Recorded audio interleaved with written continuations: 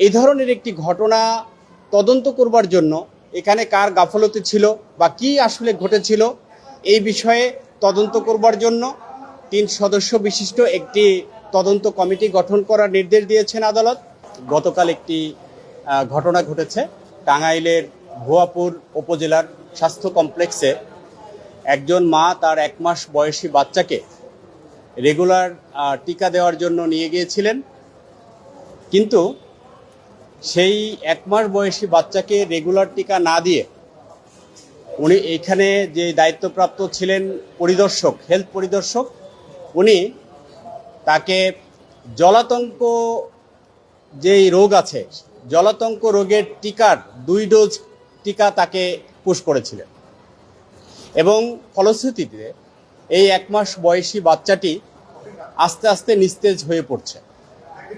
স্বাভাবিকভাবেই বয়স যেহেতু একেবারেই কম এবং জলাতঙ্ক টিকার একটি ডোজ কিন্তু দেওয়া হয় সাধারণত, যদি দিতেও হয়, কিন্তু এখানে তাকে ডাবল ডোজ একসাথে দিয়ে দেওয়া হয়েছে। এবং এখানে যেই ব্যক্তি এই টিকাটা দিয়েছেন সে ভুল স্বীকার করেছেন যে না, এটা আমার ভুল হয়েছে, আমি আসলে জলাতঙ্ক রোগের 2 ডোজ টিকা দিয়েছি।